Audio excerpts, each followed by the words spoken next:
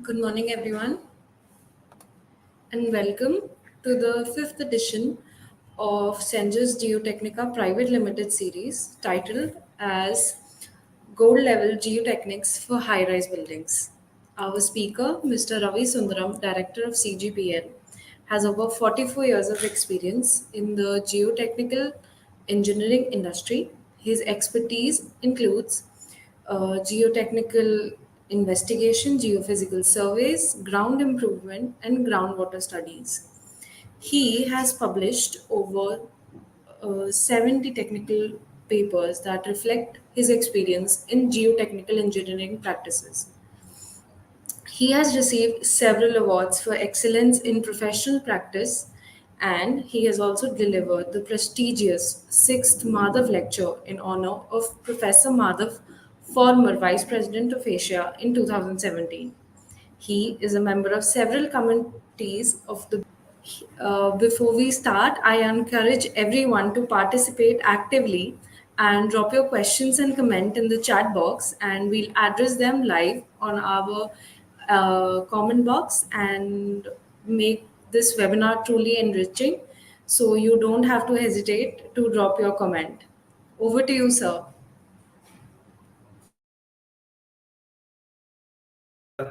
Webinar on gold level geotechniques for high rise buildings. Uh, uh, it's very special for Cengrs to be able to make this presentation uh, uh, today as the company enters the completes 34 years of service in the geotechnical industry and enters its 35th year very soon. Uh, uh, these wonderful years have been marked by lot of contributions to the geotechnical industry, and Cengrs has been doing a lot of path-breaking work on many projects uh, over these last 34 years. Uh, Today we will discuss about geotechnical investigations for high-rise buildings. In the IGS group, there has been discussion on how sustainable high-rise buildings are for in the future, particularly since there is a lot of the carbon footprint increases and a lot of other effects on the society. But the fact is that high-rise buildings are here to stay. Uh, we see these high-rise buildings coming up in all our major cities: Delhi, Noida, Gurgaon, Mumbai, Calcutta, even cities like Patna and other cities are now coming up with high-rise buildings. So it is very much essential to understand how to do a proper geotechnical investigation for high-rise buildings, and this lecture is a small contribution in that direction. So let us understand the conventional issues with our geotechnical investigation works. Very often we face the problem of unreliable data or reports, cost overruns, time overruns, surprises during construction, and even failures. On the other hand, conservative recommendations may lead to a very high foundation cost. And when you have a very high loading on the foundation, this becomes very critical. Uh, as you know, the cost of the foundations is hardly 10% of the project cost, and the geotechnical investigation as such is less than 0.5% of the project cost. So it makes sense that you do a proper investigation so that these cost runs and time runs overruns do not occur, because if there is a issue, these percentages could shoot up very fast. So the time of the investigation and time of construction of foundation, let us try and minimize it. Very often there are multiple stakeholders causing confusion and diffuse responsibilities. So, but we should understand that our procurement style has to reflect what we really want.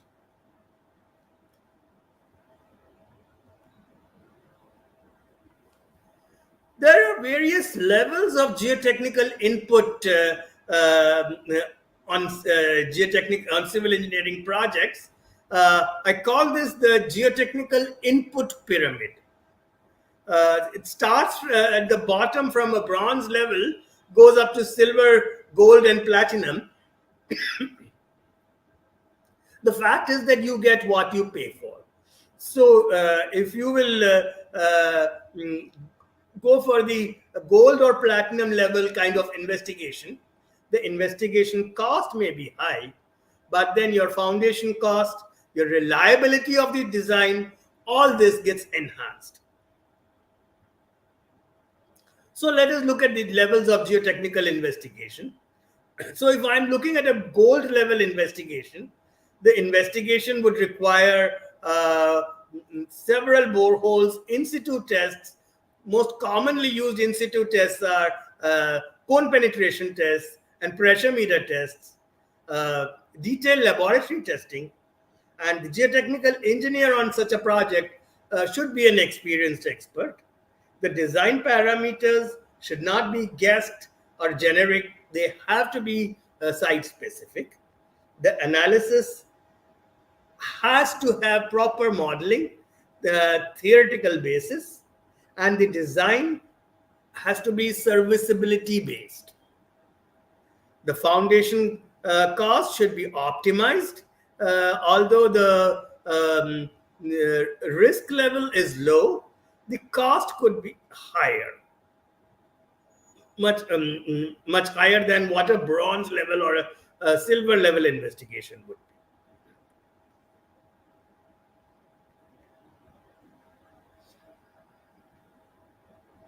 So you can see the reduced factor of ignorance with a gold or platinum level investigation.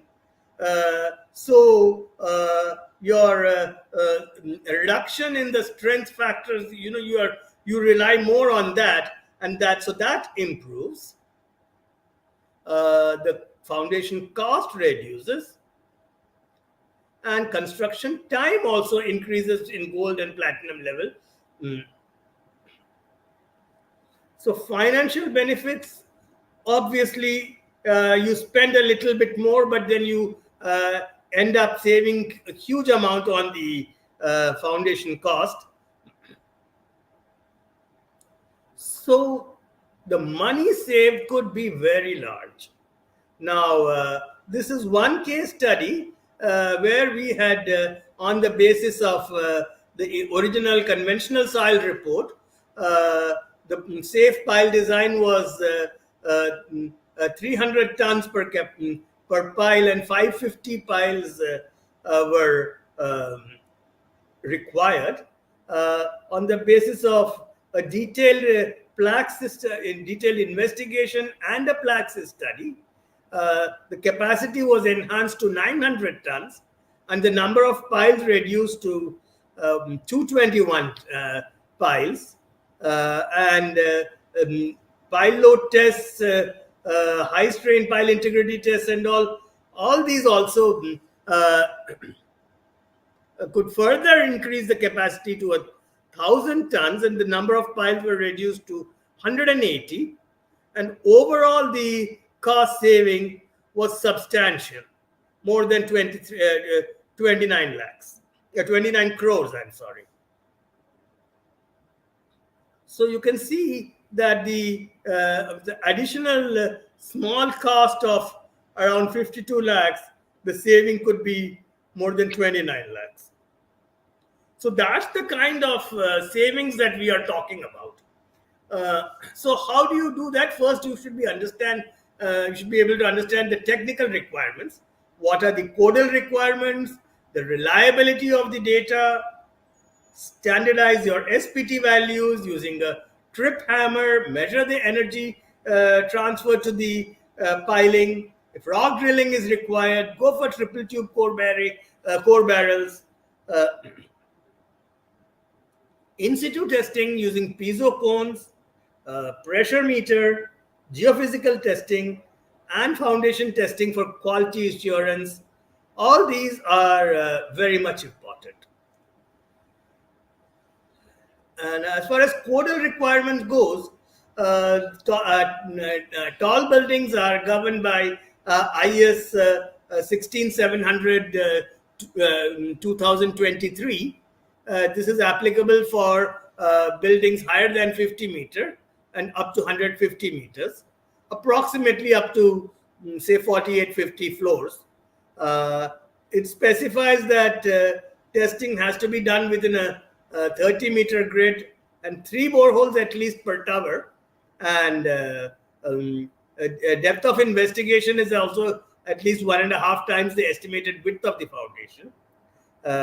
In addition, I would recommend CPT and pressure meter tests. And as far as the modeling of the soil goes,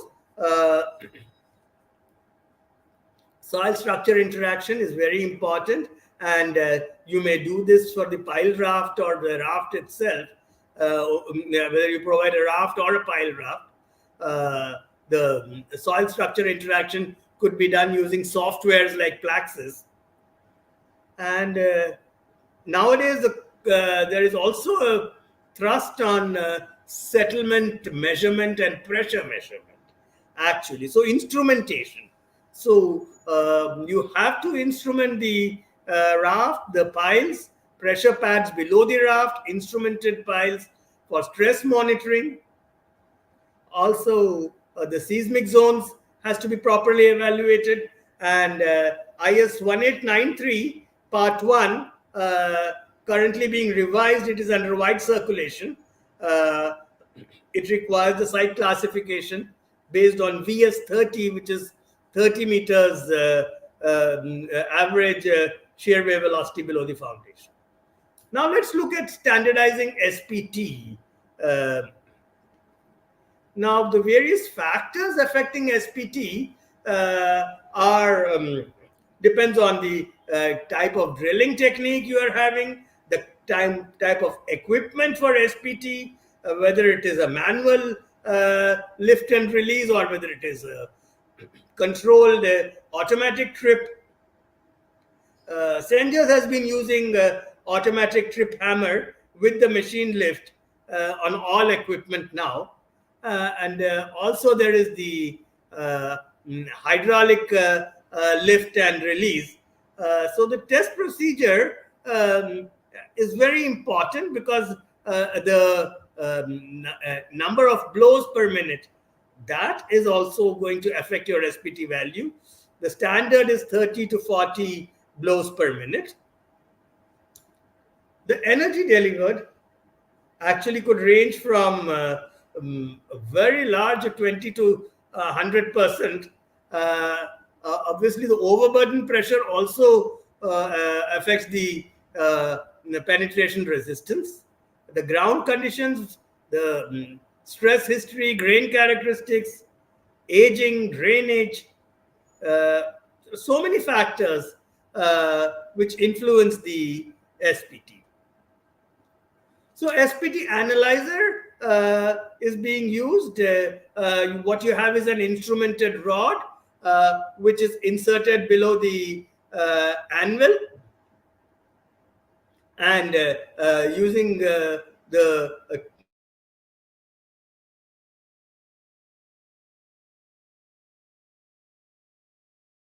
energy being transferred. So one typical case of what happens when you actually measure the energy, this red graph here shows what was the number of blows actually measured, and once it was corrected for energy, you have this blue graph. It shows substantial increase. So this, of course, was a energy transfer of more than 70%. I'll go on to electric cone penetration test with pore water pressure measurement. So these are the standard cones. The cross-sectional area of 10 square centimeter and 15 square centimeter are popular. The porous element is usually housed just above the cone. This is called the U2 position. Typical hydraulic pushing units showing the CPT being used. The conventional sampling versus CPT, you can see how you get for the pressure meter, for the vein shear test, firm sand, and then the CPT. The advantage of CPTU is you get very fast data. It's 1.2 meters per minute. So in half an hour, you can get 30 meters of data. It gives you nearly continuous data, which is accurate, enhanced quality because the digital data acquisition, the data is very reliable and continuous recording is there. So you can perform a CPT to substantial depths, particularly in soft soils. You can even do up to 100 meters. But in normal stiff soils, you can go up to depths of 30 to 40 meters without any issues, even deeper. The reliability is irrespective of the operator or the equipment. It's modular. It can be coupled with various other sensors to get hydrostatic pressures, shear wave velocity, inclination, thermal resistivity. Also, cameras can be attached at the cone. Safe, no hammers or rotating parts. It's clean because the no drilling mud or muck. Cost effective, much better than cheaper than boreholes. Time also, if you take a typical investigation, if you would do a borehole and do the investigation, do the lab testing and all, we are talking of at least 15 days. Here you can get all the data in an hour, in a day. Limitations, of course, is the relatively high capital investment compared to the conventional drilling rigs. Requires a skilled operator. There is no soil sampling during CPT, so that this can be, some designers are not comfortable with this. Some so undisturbed sample collection is now available, but in very limited conditions. And of course, in gravel and rock, it cannot be used very effectively. The experience in India is less, so it will take some time to build the confidence. And I hope that this presentation will help you in developing that confidence. Also, we'll talk about pressure meter tests. Menard pressure meter, very popular and being used in pre-bored boreholes. Of course, self-boring pressure meters are better, but presently not available in the country. Various parameters that you can determine from the test are limit pressure, deformation modulus, in situ horizontal stress, under shear strength, pre-consolidation pressure, etc. A typical result of pressure meter test, corrections are applied for stiffness of the membranes as well as for the expansion of the hoses. Shear wave velocity, cross hole seismic test. So this is a typical example of the cross-hole seismic test, you have 3 boreholes normally spaced 3 meters apart, and there would be a source borehole and 2 receiver boreholes. So these receiver boreholes have triaxial geophones, X, Y, Z, all 3 directions. There's geophone. There's a piezoelectric source. Yeah, so the code provisions says that IS 1893, which is under circulation. If your site is, you have to take the average shear wave velocity up to 30 meter depth.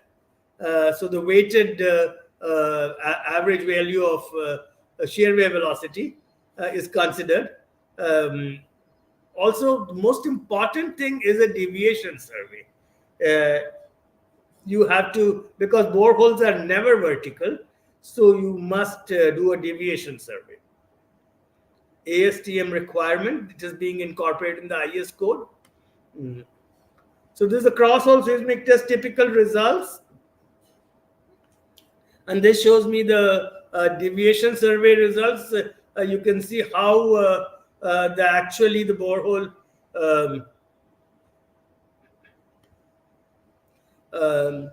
verticality could change, and that would severely affect the actual shear wave velocity calculated.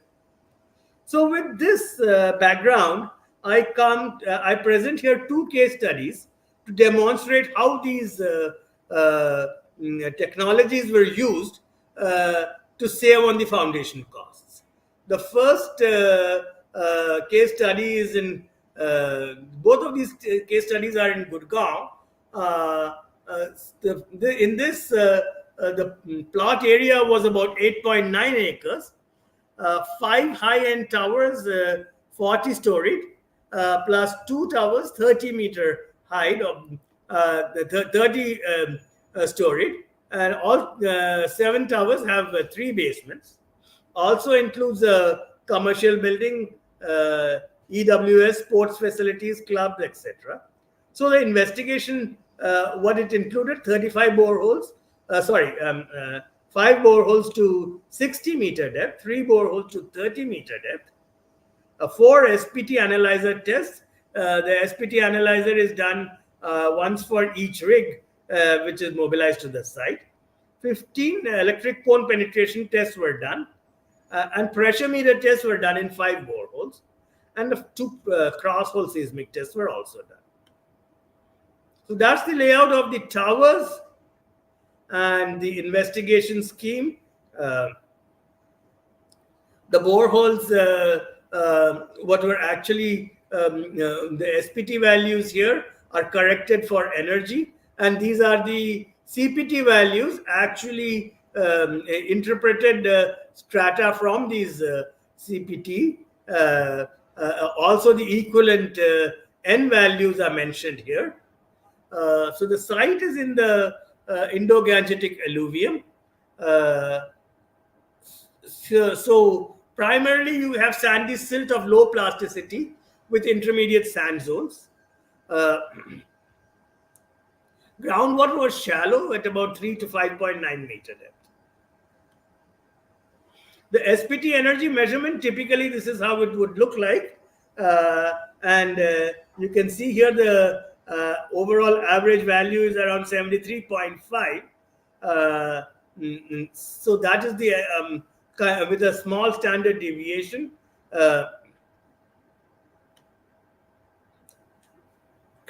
The energy transfer ratio for the 4 rigs which were used, 73 to 75%. Look at the energy values corrected for energy transfer. The CPTU test being done on site and the actual data acquisition. This is the average CPTU profile from all the tests. We can interpret the strata from this using Robertson's correlations. the equivalent SPT values, you can see that there is a very good match with the CPT profile. The shear strength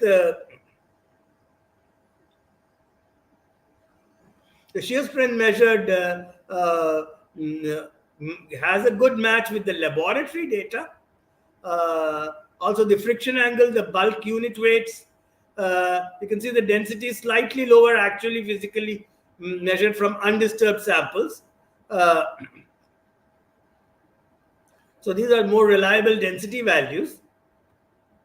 The constraint modulus is used for the consolidation parameter MV. The Young's modulus, the over-consolidation ratio, shear wave velocities shows a good match with the cross-hole seismic test results. So this is a geotechnical design profile developed data.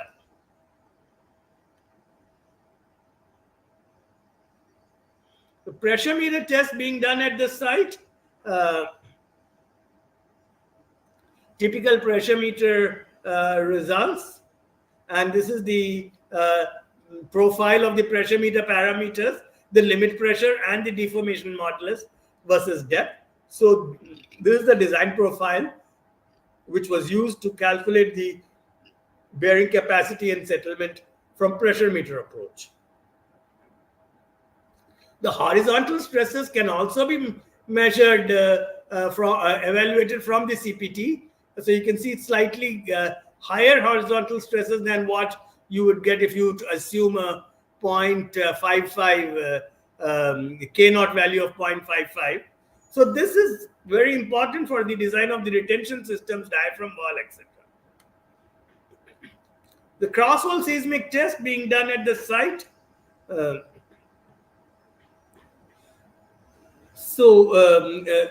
As I mentioned here, we would do the deviation survey, and the class of the site has to be identified. Measured shear wave velocities and the dynamic modulus and Young's shear modulus and dynamic Young's modulus determined from the test. The modulus of elasticity E value, if you will determine from the various correlations, you get different values. But you can see here that the CPT and pressure meter give you much higher E values, and these are more reliable for use in the design. So you can see what is the increase in the modulus of elasticity if you will compare with the conventional testing and with the advanced testing. So it could be as much as 50 to 87, 90%.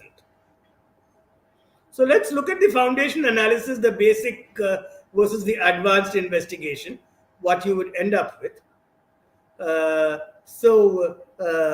For isolated foundations, for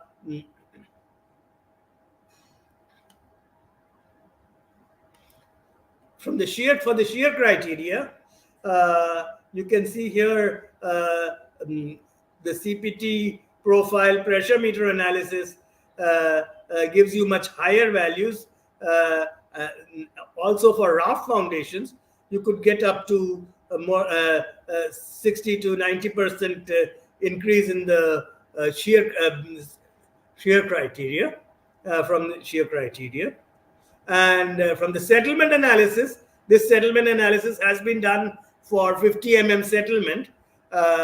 Very evident that isolated foundations as well as raft foundation, you can get anything from 60 to 120% increase in the actual net allowable bearing pressure for the settlement criteria. So this shows bar charts showing what would be the increase in the raft analysis from the shear criteria as well as from the settlement criteria. So as you develop more confidence, you would be able to use these higher values and economize on your foundation. So let us look at this For shallow foundations, for isolated foundations, you have a 50 to 70% increase, and for raft foundations, 110 to 130% increase in the SBC values. You can see the kind of economy that can be achieved. Also, pile capacity analysis was done using the different methods. For a typical 1000 diameter pile, we are getting 70 to 86% increase. So the optimization achieved, you can see here that if you were to use the advanced testing technology, you would get a substantial increase. Let's look at what was the money saved and what is the way. Now, the recommended SBC from basic investigation was 34 ton per meter square, whereas from an advanced testing, we got 77 ton per meter square. So from the basic testing, you had piles over raft, but advanced testing showed that piles are not required. From the basic testing, you had nearly 200 piles. So taking the cost of each pile is around 2.1 lakhs for a 28-meter pile. We are talking of a foundation, piling cost of 21 crores. For the when we did the analysis for the using the advanced testing, because the foundation sizes were small, so a few uplift to resist uplift, some anchors were required. So the actual cost of the anchors for the 5 towers was 4.65 crores. Even then, you are able to save more than 16 crores just in the material cost only. That's a return on investment of 3,600%. Plus, there is a saving in the foundation construction time of 2 to 3 months because you don't have to install piles. The risk is mitigated. You have a reduced carbon footprint and indirect savings in the cost of overheads, personnel, etc. So, what was the way forward? Of course, the dewatering system had to be installed. A full-scale pump-out test gives you a better assessment of the permeability characteristics. The diaphragm wall installation for confinement, selection of an experienced dewatering contractor, discharge the water, provide 24/7 dewatering backup, power backup, and quality assurance has to be very good. Where required, the piles would be used as settlement monitors and instrumentation, as I had discussed earlier, below the pile. I now move on to the second case study. This is another residential complex in Gurgaon, over 16.65 acres of land, consisting of 10 towers, having 26 to 37 floors, 2 basements, and a podium for parking services and all that. Also will contain additional structures like commercial buildings, clubs, EWS block. So that was the kind of structure being built here. So the scope of the geotechnical investigation: 9 boreholes to 60-meter depth, 8 boreholes to 40-meter depth, 7 boreholes to 30-meter depth. Electric cone penetration test, 24 of them. Deviation survey and electrical and cross-hole seismic tests at 2 locations, electrical resistivity tests, and SPT analyzer tests, of course. So that's the layout plan. Again, here alluvium, where you have top sands and then underlain by silts of low plasticity. Groundwater encountered at 3-meter depth. This is the average CPT profile. So this shows me this for one particular tower. We can see the soil classification interpreted from Robertson's approach. The interpreted parameters, the N60 values, you can see very good match with the N values from the borehole data. Undrained shear strength shows me very good match again here. Density values are slightly low, but that is to be expected with sample disturbance. Constraint modulus, Young's modulus, and of course the over-consolidation ratio. So this is the design profile based on the borehole and CPT. The cross-hole seismic test results shows you the shear wave velocity and the primary wave velocity, and all shear modulus and the dynamic Young's modulus. The summary of the boreholes, the SPT analyzer test results, corrected N values, the E values again from different methods. The increase in the E values here goes up to 30%. So if we were to make a comparison here, the basic versus advanced testing. So the analysis was done for a 3-meter wide foundation and a 20-meter wide foundation at 5.5 and 9.5 meter depth.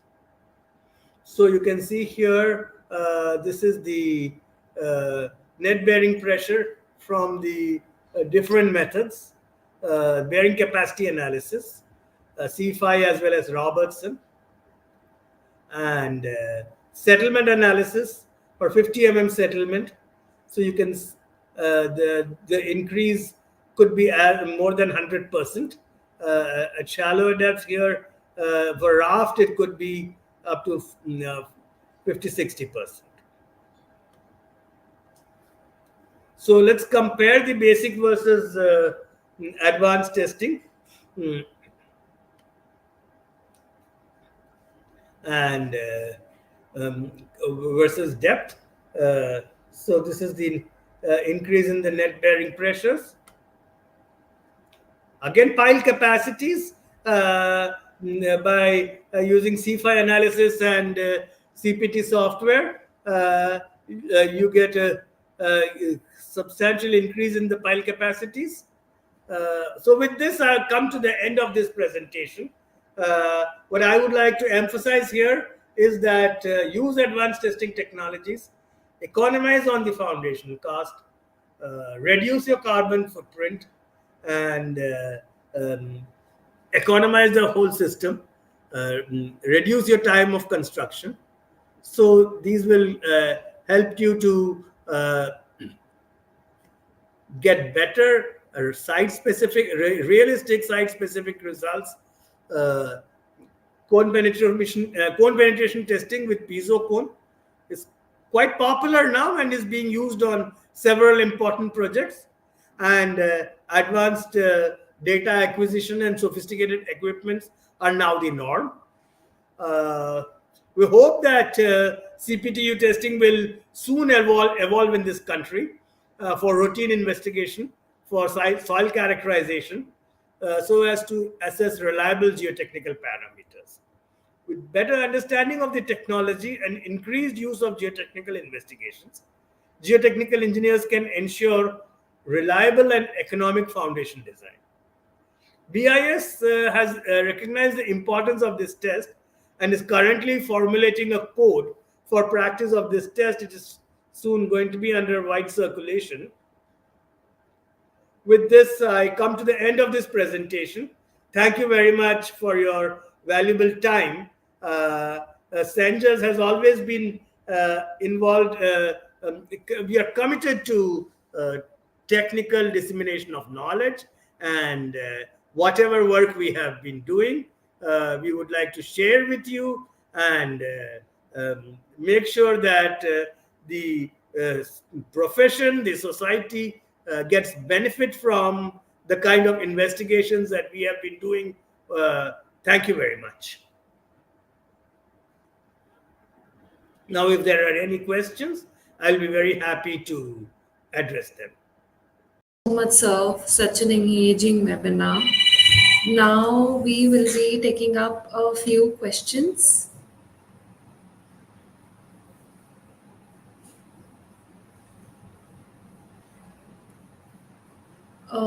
So first question is from Neha. So can you elaborate on the common causes of cost and time overruns in geotechnical investigation and how to mitigate them? Thank you. The major cost of cost and time overrun is a poor geotechnical investigation. Trying to save on the foundation in the investigation cost, whereas the thrust should be save on the foundation cost.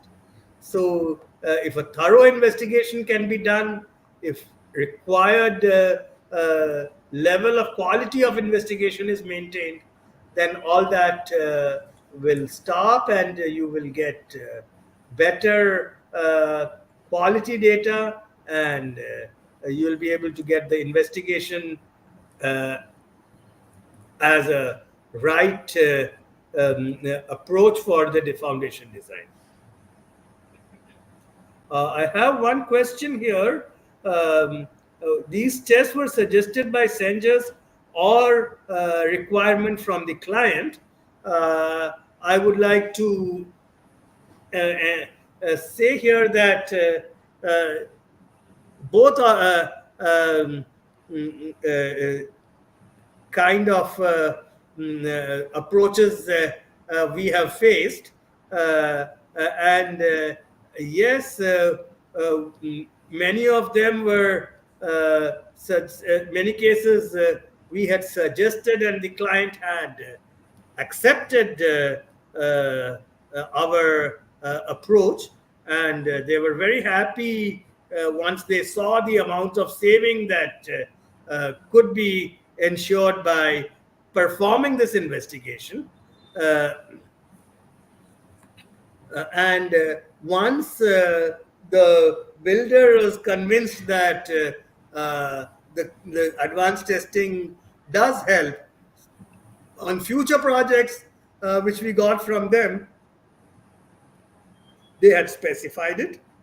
So it's a way in which investigations, you have to create awareness, and Cengrs has been doing that, creating awareness about the good quality investigations. And what we have been doing is that make the clients aware by trying to inform them about the kind of savings that can be achieved in all professional forums, whether it is in Indian Geotechnical Society, Deep Foundations Institute. Through all these forums, we have been popularizing these testings, and people are ready to accept. I have a question from Akshay Agarwal. Since government client is not ready to accept advanced testing, what are the knowledge base that as we can show them for the confidence? Thank you for that question, Akshay. Government agencies will very soon be ready to accept, because these technologies are being included in the IS code. uh, CPT is being incorporated in the IS code. It will probably be the new code will come up by the end of this year. SPT energy measurement is also incorporated in the code, and the draft code is under wide circulation. That is one thing. As far as uh, knowledge base, Cengrs has published a few papers, one of them being advances in the state of geotechnical investigation practices in India, which was published in the Indian Geotechnical Journal. Another paper which has been published in the Indian Geotechnical Journal is experiences with CPTU testing in alluvial soils. Anyone who is interested in this, you may please contact us at Cengrs at contact@cengrs.com. We shall send you these papers. That is the knowledge base that you can show. There are also papers by Robertson and other international experts. Internationally now, CPT is being used on all major projects. I can also share with you some of the more popular papers by Robertson, Main, and other international experts. Okay, I sir. have another question. Next question. Going beyond the codal stipulations and using values resulted from CPTU and pressure meter tests, is it acceptable? The question of acceptability is something which once you have an open mind, you see buildings which have been built using CPTU and pressure meter. Pressure meter is already very well established in the country. It is being used by NTPC, BHEL, and various other government agencies and public sector organizations. So pressure meter is definitely acceptable. As far as CPTU is concerned, the acceptability will come from the fact that so many buildings have been built using the CPTU data, and those buildings are still standing and they are safe. So yes, we have to take this forward and create awareness in the professional circles to make the tests acceptable. So it is for geotechnical engineers, practicing engineers, to take this forward. Thank you. Is there any other question? Gaurav is asking, how do you ensure reliability of geotechnical data, and what standards do you follow to maintain consistency? Thank you, Gaurav. To be able to ensure reliability, I had shown you several case studies, 2 case studies, and in this case study, if you will look at the SPT SPT values has been overlain with the data of if you look at this data here, the SPT as interpreted from the CPT has been I have overlaid the actual measured SPT values from the boreholes. You can see such a good match, and you can also see the undrained shear strength, various other parameters. These are showing very good match, and that itself tells me that my data is very reliable and can be used. The benefit is that since you are having digital data acquisition without much human interference. So you get very good quality of data. I hope I have been able to explain that. Thank you very much, Gaurav.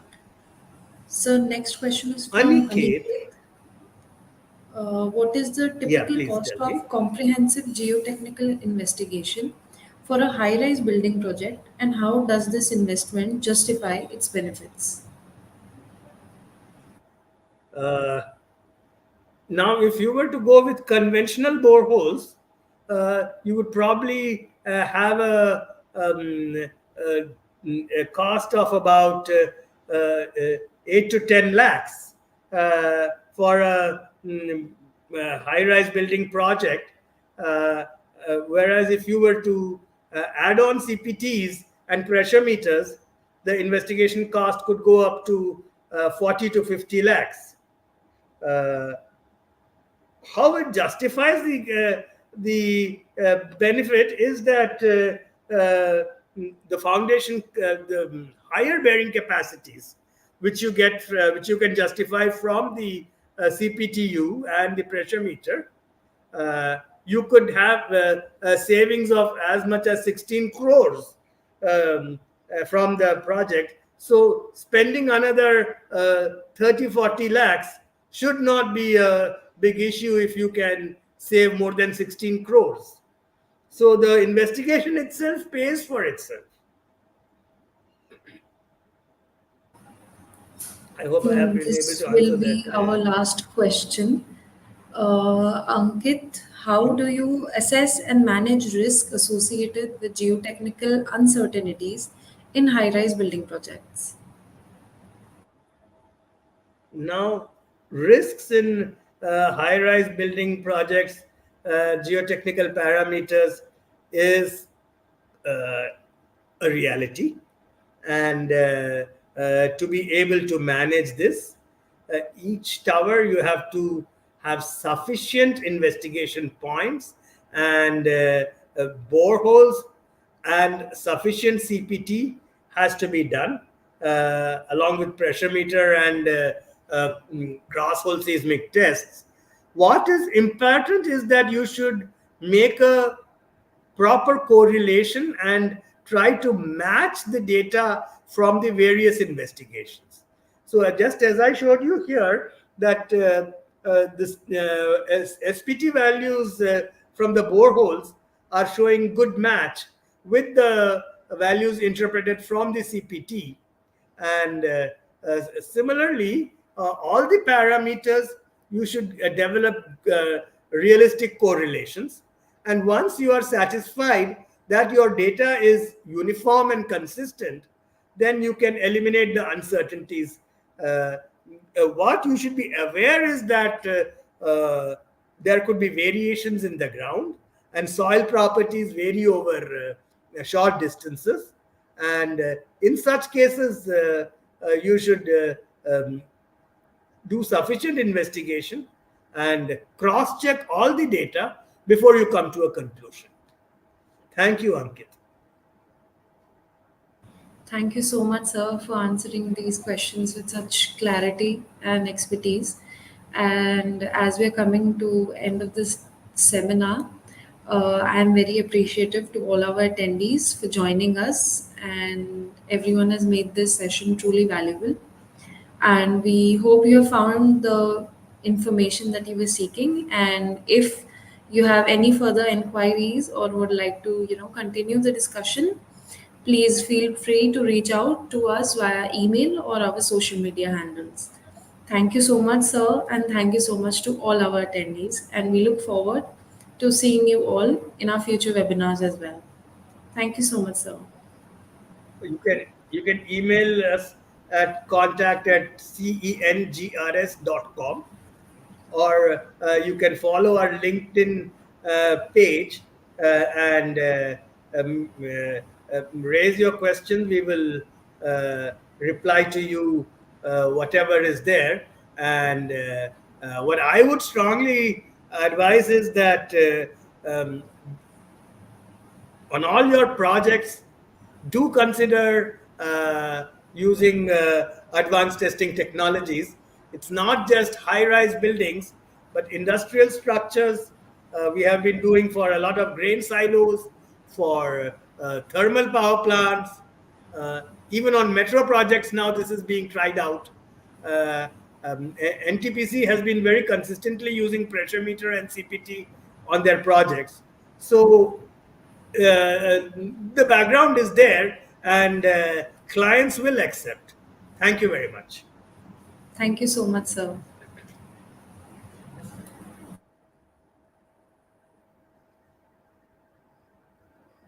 Thank you. With this, we shall end this